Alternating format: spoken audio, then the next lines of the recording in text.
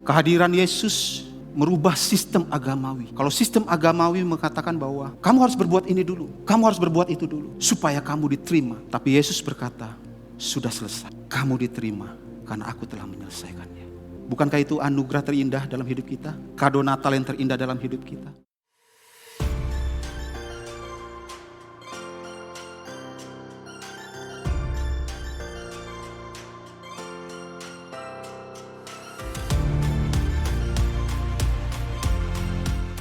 Baik, hari ini saya akan memulai bacaan firman Tuhan di dalam Yohanes 1 ayat 1 sampai 5, lalu tadi kita akan lompat di Yohanes 1 ayat 12 sampai 14. Saya akan membacakan firman Tuhan di tulisan warna putih. Saya butuh interaksi saudara untuk sama-sama membaca. Jemaat Tuhan bisa baca di tulisan yang warna kuning. Kita baca ya, dimulai dari saya. Yohanes 1 ayat 1 sampai 5, firman Tuhan berkata, pada mulanya adalah firman. Firman itu bersama-sama dengan Allah, dan firman itu adalah Allah. Jemaat Tuhan. Segala sesuatu dijadikannya oleh Dia, dan tanpa Dia tidak ada sesuatu pun yang telah jadi dari segala yang telah dijadikan. Jemaat Tuhan. Terang itu bercahaya di dalam kegelapan, dan kegelapan itu tidak menguasainya. Yohanes 1 ayat 12, silakan jemaat Tuhan.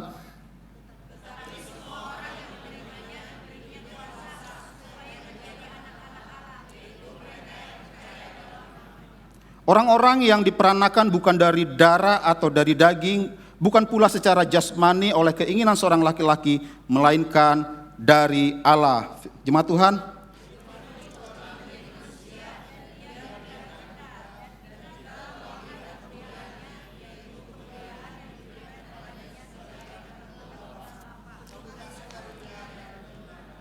Amin. Terima kasih jemaat Tuhan. Baik saudara, hari ini saya memberikan judul sharing saya, yaitu Jadi Terang untuk Dunia. Katakan bersama saya, jadi terang untuk dunia. Dan hari ini saya ingin bold satu ayat firman Tuhan, dan satu ayat firman Tuhan ini akan kita bahas pada pagi hari ini, yaitu dari Yohanes 1 ayat 14. Dari Yohanes 1 ayat 14, firman Tuhan itu telah menjadi manusia dan diam di antara kita. Dan kita telah melihat kemuliaannya, yaitu kemuliaan yang diberikan kepadanya sebagai anak tunggal Bapa, penuh kasih karunia dan kebenaran. Amin. Mungkin ada yang bertanya pada pagi hari ini, berkata bahwa Pak, tadi kita udah baca dari ayat 1 sampai 5, lalu kita lompat dari ayat 12 lalu sampai 14. Tapi kenapa hari ini Bapak cuma kupas dari ayat Yohanes 1 ayat 14. Sengaja saya ingin saudara baca dari Yohanes 1 ayat 1 sampai 5 supaya kita sama-sama belajar melihat story perjalanan kenapa firman itu menjadi manusia. Kenapa firman itu menjadi manusia? Pada mulanya adalah firman. Katakan, firman itu bersama-sama dengan Allah yang telah menjadi manusia. Dialah firman, dialah pribadi, dialah sang pencipta, sang terang itu sendiri.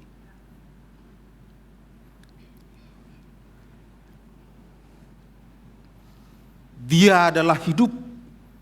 Artinya dialah sumber kehidupan, dialah sumber terang itu, dan dia adalah sumber terang dunia. Ayat 5 tadi berkata, kalau kita baca, terang itu bercahaya di dalam kegelapan, dan kegelapan itu tidak menguasainya. Artinya dia berada di dalam dunia yang gelap sebelum dia datang. Sebelum firman itu jadi manusia, dunia itu gelap, gak ada pengharapan. Tapi karena firman itu, dia datang sebagai manusia. Supaya apa? Supaya jadi terang untuk dunia. Bisa katakan amin? Hari ini dari Yohanes 1 ayat 14 kita akan belajar membahas tentang sang terang itu. Jemaat Tuhan bisa siapkan catatan, kita mulai dengan poin pertama. Firman itu telah menjadi manusia. Katakan bersama saya, firman itu telah menjadi manusia. Yes, Yesus Kristus dialah firman yang telah menjadi manusia. Pertanyaannya untuk apa? Dia sang raja rela turun untuk menjadi manusia serupa dan segambar dengan kita. Karena dia tahu tidak ada satu sumber pun terang di dalam dunia ini yang dapat menerangi dunia. Itu sebabnya dia rela menanggalkan kealahannya. Dia turun ke dunia dan dia lahir di tempat yang hina.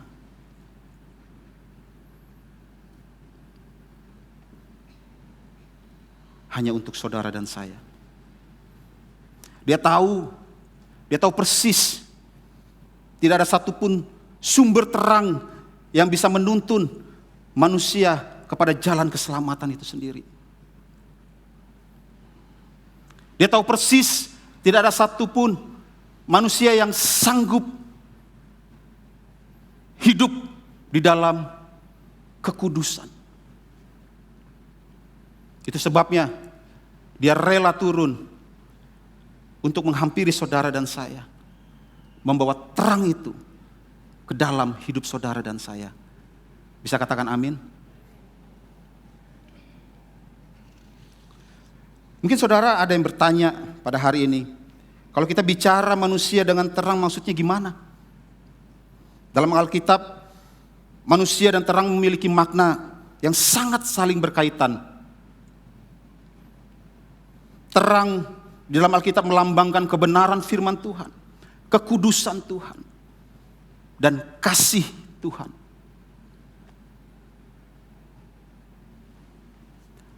Yesus tahu di dalam dunia ini tidak ada satu terang pun yang bisa membawa kekudusan. Oleh sebab itu dia rela turun ke dalam dunia ini membawa terang itu. Sang terang yang kudus, sang kebenaran, sang terang yang membawa kasih.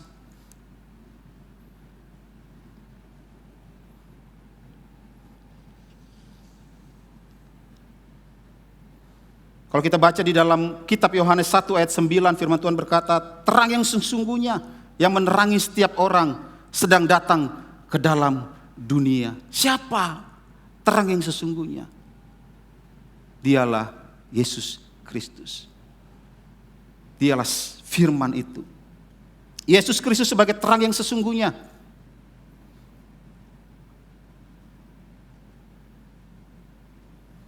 Dengan demikian, setiap kita yang percaya kepadanya,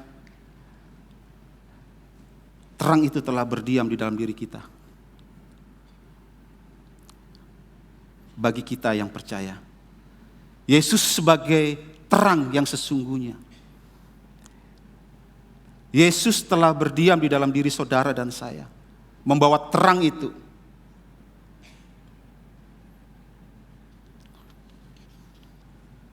Saya ingin mengajak saudara, temukan terang itu.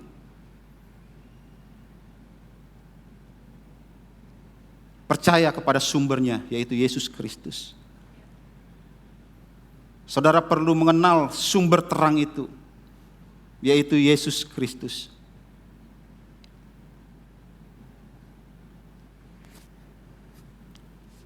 Saya masuk sedikit dalam mengenal sumber terang itu.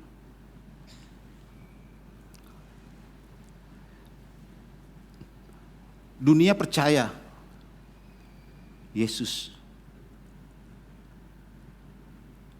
Bahkan dunia tahu bahwa Yesus sang pembuat mukjizat, sang pengada kesembuhan. Dunia tahu, bahkan dunia mengenalnya sebagai pribadi yang penuh dengan kasih. Tapi tidak banyak orang mengenal pribadinya secara utuh. Saya ambil contoh satu ilustrasi. Di IKN, karena ada IKN Kota Kalimantan, akhirnya kita sering kedatangan pemimpin negara, pejabat negara. Presiden seringkali datang ke IKN. Baru-baru ini Presiden datang ke IKN. Pertanyaan saya, buat kita untuk tahu siapa Presiden mudah enggak? Mudah. Kita bisa mencari tahu siapa pribadi Presiden, apa makanan kesukaannya dia, di mana dia berasal, dari banyak media sosial. Tapi pertanyaannya, apakah kita mengenal dia? Untuk mencari tahu saja itukah apakah cukup untuk bisa mengenal? Tentu tidak. Sama hal kalau kita bicara pengenalan kita akan Tuhan. Kita nggak akan bisa banyak tahu, dengar dari orang bahwa ya Tuhan itu baik, Yesus itu baik. Ya, saya tahu Yesus penyembuh, saya tahu Yesus pembuat mukjizat. Tapi kita perlu lebih lagi daripada itu. Gimana caranya? Kita perlu interaksi dengan Tuhan. Kita perlu bergaul dengan Tuhan. Hari ini saya ingin mengajak, coba kita renungkan dalam sepanjang tahun ini, seberapa banyak, seberapa sering kita berinteraksi dengan Tuhan. Seberapa sering kita bergaul dengan Tuhan. Sampai kita benar-benar melihat terang itu sesungguhnya di dalam diri kita. Sampai kita bisa benar-benar mengerti bahwa inilah terang itu yang sesungguhnya di dalam kehidupan kita. Dan kita mengizinkan terang itu menuntun hidup kita. Dan kita mengizinkan terang itu menguasai hidup kita. Mengizinkan terang itu membentuk hidup kita.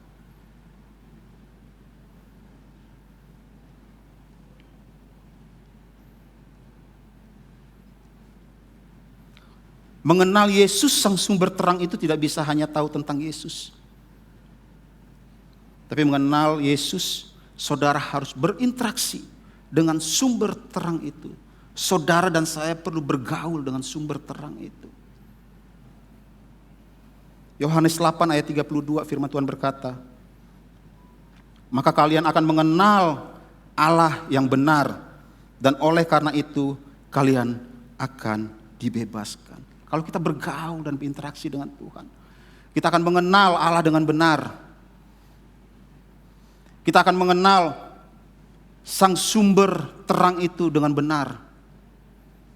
Kemarin Pastor Daniel membagikan satu ilustrasi yang sangat baik, di mana ketika terang itu menyinari kita, menuntun kita. Pertanyaannya, kalau kita nggak punya pengenalan akan Tuhan dengan benar, kita bisa ragu, apakah ini benar terangnya datangnya daripada Tuhan atau datangnya di luar daripada Tuhan. Tapi kalau kita punya interaksi dengan Tuhan, kita terhubung dengan Tuhan, kita bergaul dengan Tuhan. Waktu sang terang itu berkata, jalan maju ke depan. Berapa minggu yang lalu saya pernah bagikan satu ilustrasi di mana ketika ada Yesus bersama murid-muridnya dalam sebuah perahu. Yesus sang terang itu bersama-sama dengan muridnya. Yesus berkata kepada murid-muridnya, bertolaklah ke tengah. Yesus memerintahkan, memberikan perintah. Sang terang itu memberikan perintah kepada muridnya untuk bertolak. Dan ketika mereka berjalan ke tengah, tiba sampai di mereka di tengah, badai datang.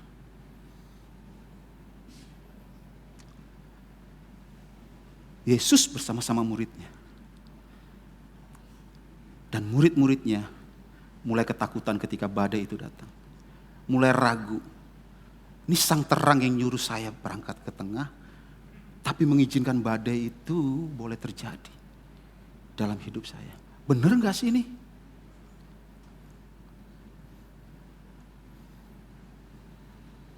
Kita perlu mengenal sang terang itu. Dengan cara apa? Bergaul, berinteraksi. Bangun mesbah kita. Sepanjang tahun ini kita perlu merenungkan seberapa sering kita membangun mesbah bersama Tuhan. Seberapa sering kita bersyukur akan penyertaan Tuhan, perkenanan Tuhan. Seberapa sering kita bisa melihat pertolongan Tuhan di dalam setiap kehidupan kita.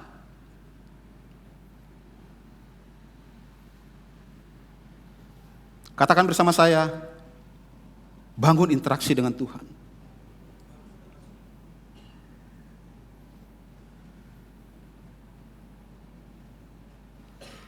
Kita kembali dari poin pertama tadi. Firman itu, ini berkata, firman itu telah menjadi manusia. Arti firman dalam bahasa aslinya itu adalah logos. Logos itu sama seperti pikirannya Tuhan, kehendaknya Tuhan, perkataannya Tuhan. Jadi kalau kita bisa ada sampai hari ini, firman itu telah menjadi manusia. Karena pikiran Tuhan, kehendak Tuhan, dia ada sebagai manusia. Dia boleh turun lahir sebagai manusia. Sebagai pribadi kedua dari Allah Tritunggal. Untuk menjadi manusia. Untuk siapa? Untuk menebus saudara dan saya. Natal perlu kita rayakan sebagai hadiah terindah dalam hidup kita. Kelahiran Yesus itu hadiah terindah dalam hidup kita. Tanpa Dia, kita masih berada di dalam dunia yang gelap. Tanpa Dia, tidak ada Roh Kudus yang menuntun setiap langkah kita untuk menuju sampai kepada tujuannya Tuhan. Tanpa kehadiran Dia, kita nggak punya pengharapan di dalam hidup ini. Tetapi karena kehadiran Dia, kita memiliki hidup yang penuh dengan pengharapan. Katakan amin.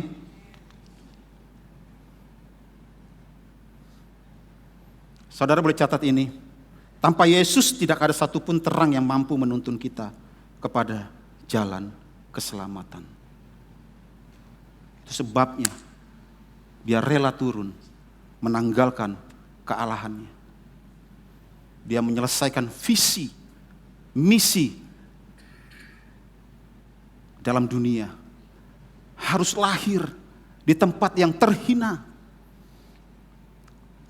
Harus mengalami tindakan yang tidak baik dalam hidupnya. Hidupnya dikhianati. Hidupnya dicela, ditolak. Bahkan untuk membaringkan tubuhnya saja dia nggak punya tempat.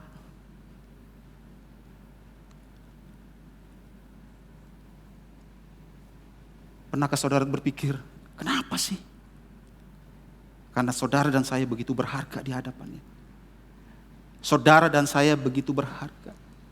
Yesus lahir sebagai manusia, mengalami kehidupan sebagai manusia biasa. Dia hidupnya dikhianati. Bahkan dia harus mati di kayu salib untuk menderita hanya untuk saudara dan saya. Tujuan itu apa sih? Karena Dia tahu di dalam perjalanan hidupan saudara dan saya, mungkin saudara dan saya akan mengalami tindakan di mana ada orang yang mengkhianati saudara. Ada orang yang membenci saudara. ada orang yang tidak menganggap saudara. Dan waktu saudara mengalami itu, saudara bisa datang sama Tuhan. Dan dia akan berkata, boy, sudah selesai. Aku sudah selesaikan itu semua.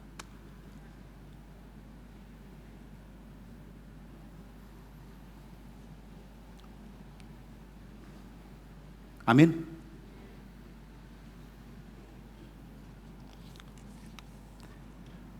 Hari ini saya mau ngajak lihat kembali kepada terang itu, kembali kepada pribadinya.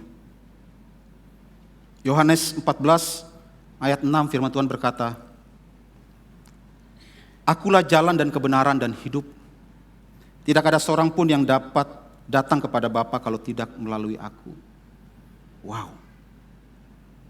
Yesus adalah pribadi yang memberikan terang, jalan, dan kehidupan bagi setiap saudara dan saya. Yesus adalah jalan dan kebenaran dan hidup.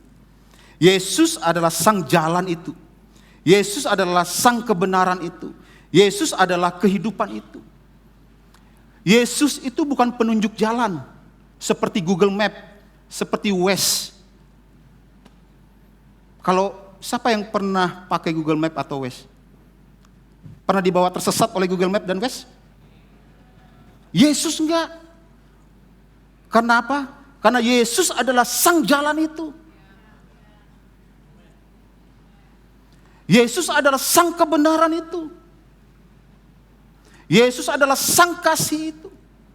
Siapa di sini yang pernah merasakan awal-awal sepertinya saudara merasakan ini orang baik banget ya. Penuh perhatian banget. Tapi dalam perjalanan hubungan saudara bersama dia, saudara mulai kelihatan. Saya baru tahu ternyata dia gak sebaik seperti apa yang saya pikirkan. Yesus gak begitu. Yesus sang kasih itu. Yesus gak punya agenda untuk mengasihi saudara dan saya. Kalau orang lain mungkin punya agenda untuk mengasihi saudara dan saya. Orang lain mungkin punya agenda untuk berbuat baik saudara dan saya. Tapi perbuatan baik Yesus untuk saudara dan saya, itu tulus apa adanya. Sang terang itu tulus hadir di dalam kehidupan saudara dan saya. Jadi saya ngajak saudara, jangan hanya belajar tahu tentang Yesus, tetapi kenali dan alami kasih itu sendiri. Saudara boleh catat ini.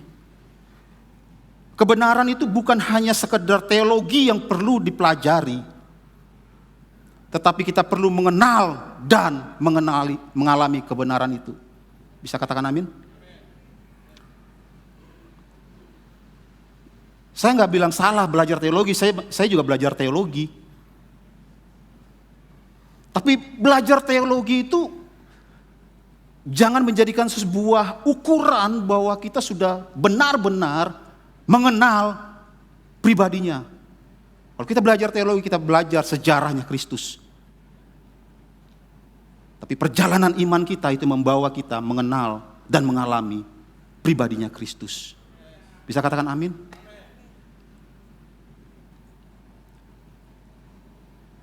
Orang Taurat kurang tahu apa tentang teologi. Jangan jadi Taurat dalam hidup kita, di mana kita merasa paling tahu akan kebenaran firman Tuhan, tapi kita nggak hidup di dalam kebenaran firman Tuhan. Kemarin kita baru belajar grace and truth. Kasih dan kebenaran itu nggak bisa dipisahkan, harus berjalan bersama-sama. Kita nggak hanya bisa minta bahwa Tuhan aku mengasihi, tapi ketika kebenaran itu disampaikan, kita mulai nolak. Oh, nggak bisa gitu.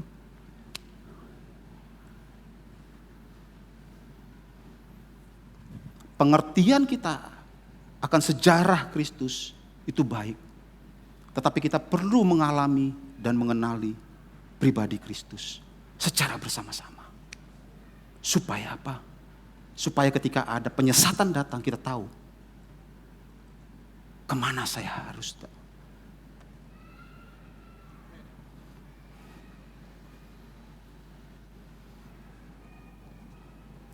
Poin yang kedua yang mau saya bagikan pada pagi hari ini. Terang itu diam di antara kita. Dan kita telah melihat kemuliaannya. Yesus diam di antara manusia. Terang itu hadir bersama-sama dengan saudara dan saya. Terang itu diam di dalam diri saudara dan saya. Terang itu ada di dalam diri saudara dan saya.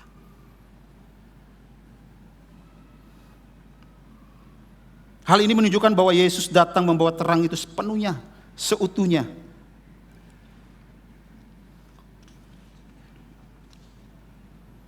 Tahukah saudara? Kalau kita bicara pada masa zaman dulu, bicara tentang menghampiri Tuhan itu ada aturannya tuh. Untuk bisa masuk ke dalam hadiratnya Tuhan, ke bait Allah itu ada aturannya. Gak seperti kayak kita sekarang ini bisa masuk. Itu ada aturannya. Kebayang gak sih kalau kita masih hidup di zaman itu? Kita masih hidup dengan penuh aturan. Dan hanya imam besar yang bisa masuk.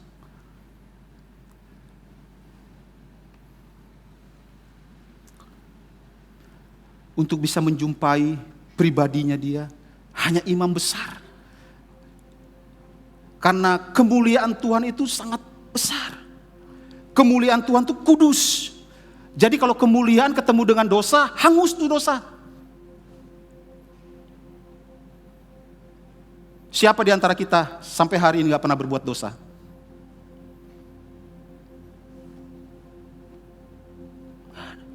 Jadi kalau kita masih hidup di zaman dulu, hidup kita yang berdosa ketemu dengan kekudusannya Tuhan, habis kita.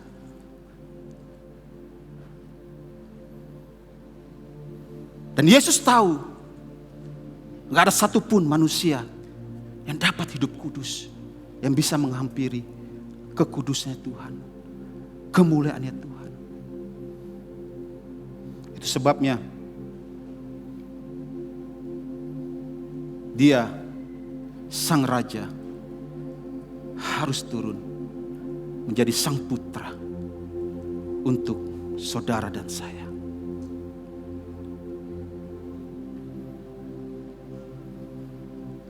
Kehadiran Yesus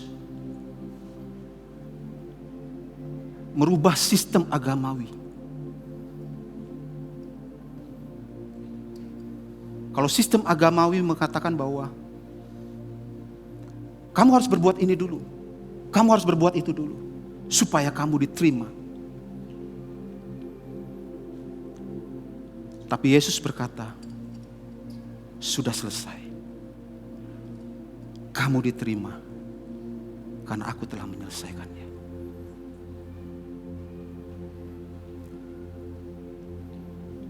Bukankah itu anugerah terindah dalam hidup kita? Kado Natal yang terindah dalam hidup kita? Saudara gak perlu berbuat baik. Tapi bukan berarti hidup kita juga harus sembrono ya. Tapi kemarin firman Tuhan berkata, kita perlu menjadi garam dan terang. Garam itu apa sih? Garam itu ada fungsi.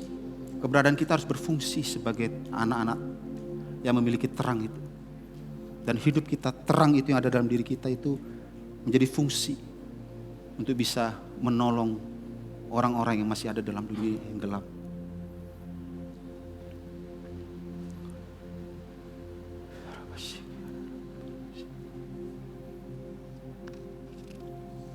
Hari ini saya mau kasih contoh saudara.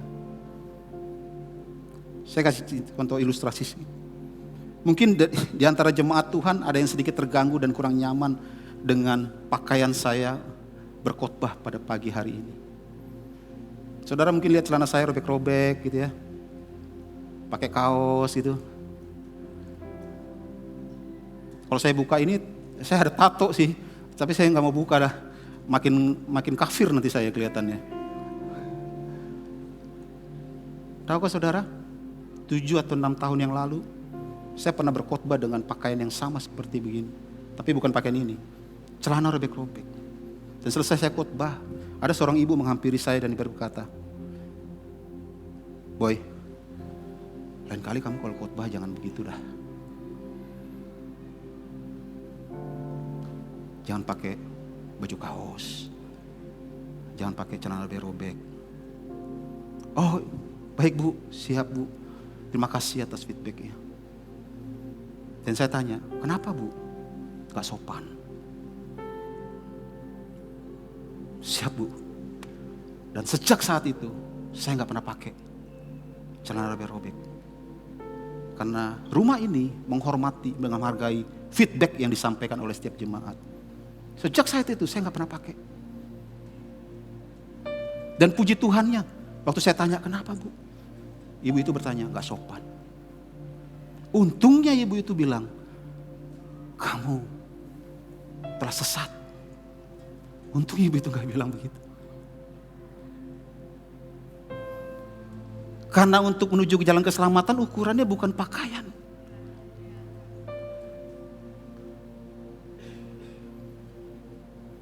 Yesus telah mengakhiri semua itu. Sistem agamawi dihapus, diselesaikan oleh Yesus di kayu salib. Sistem agamawi berkata bahwa kamu harus berbuat ini, kamu harus berbuat itu, baru kamu akan diterima. Tapi Yesus berkata, "Aku telah selesaikan semuanya. Kamu diterima karena iman percayamu."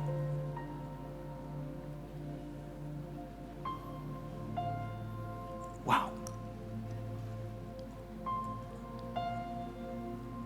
Yesus lahir memberikan pilihan hidup di dalam saudara dan saya.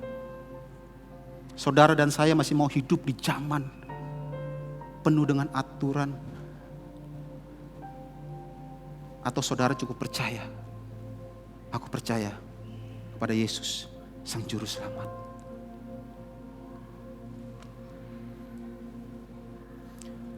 Agamawi berkata bahwa kamu harus taat dulu, baru kamu akan diselamatkan. Tetapi Yesus berkata, sudah selesai. Ketaatanku telah menyelamatkan. Karena engkau percaya, maka engkau akan ditolong untuk menjadi taat. Melalui apa? Melalui ada Roh Kudus yang tinggal diam di dalam diri saudara. Itu yang membuat kita bisa taat sampai hari ini.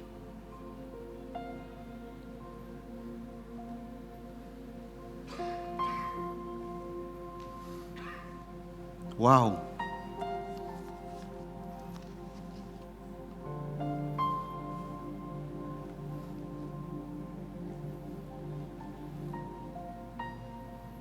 Yesus telah tinggal di dalam diri saudara dan saya. Dan kita perlu menjadi terang untuk dunia dengan mendeskripsikan iman kita kepada dunia. Dengan cara apa? Hiduplah saling mengasihi satu sama lain. Berikanlah pertolongan kepada orang lain yang membutuhkannya. Ampunilah setiap mereka yang berbuat salah kepada engkau. Dan terimalah hidup mereka apa adanya, seperti Yesus terima kita apa adanya. Itu cara kita mendeskripsikan siapa terang yang ada dalam diri kita. Supaya apa? Tadi Robert katakan, supaya Bapa dimuliakan. Melalui apa? Melalui setiap kehidupan saudara dan saya.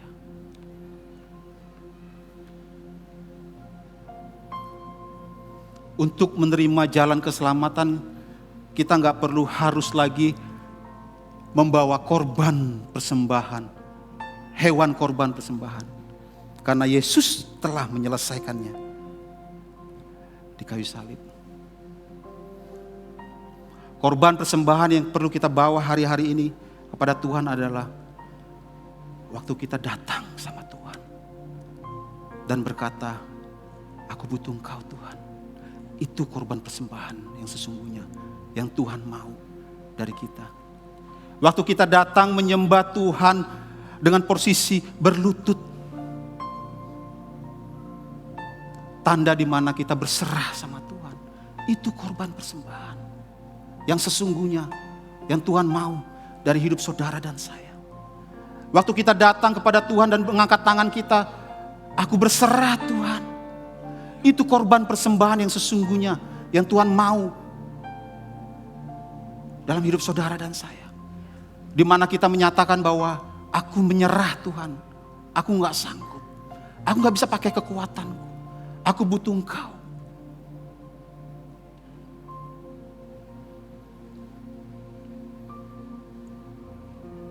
Saya undang kita semua bangkit berdiri.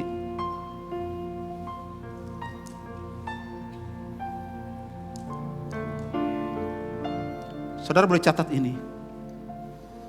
Yesus datang ke dunia menjadi manusia dan terang, serta melakukan apa yang saudara dan saya tidak dapat lakukan, supaya saudara dan saya diterima.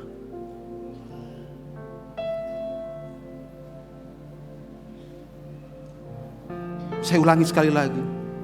Agamawi berkata saudara dan saya harus taat, baru saudara dan saya diterima. Tetapi saudara perlu ingat ini. Yesus berkata, saudara dan saya diterima di dalam aku. Waktu saudara percaya kepada Yesus, itu sebabnya saudara dan saya dimampukan untuk taat.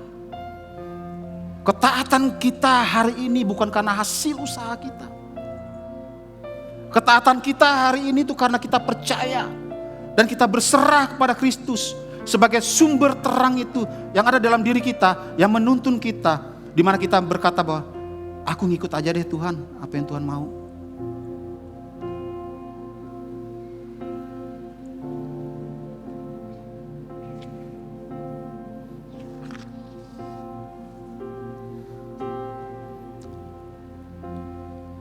Siapa yang hari ini bisa melihat kebaikan Tuhan yang sangat luar biasa? Natal sebagai hadiah terindah dalam hidup saudara dan saya.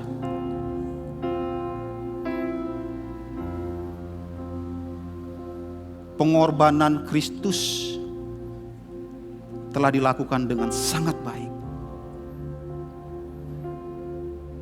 Bagian kita hanya cukup percaya kepada Dia. Hari ini saya mau kasih kunci untuk kita memasuki tahun 2024. Bagaimana kita mengaplikasikan iman kita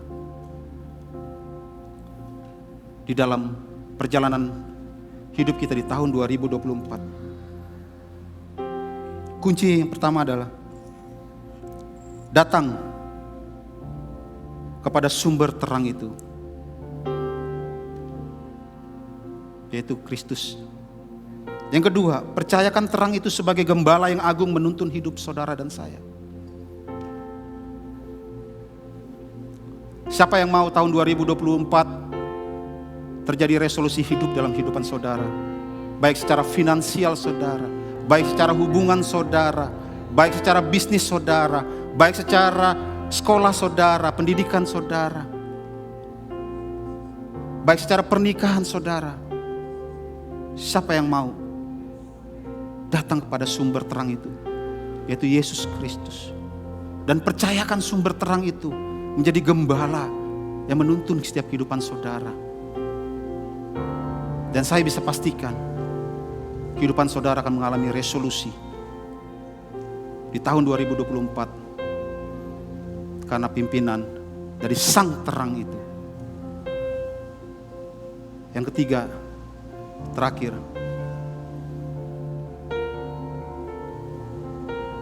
bangun interaksi kita bersama dengan sang terang itu. Bergaul bersama sang terang itu, supaya hidup kita tidak disesatkan oleh terang yang lain yang di luar daripada sang terang yang kudus itu.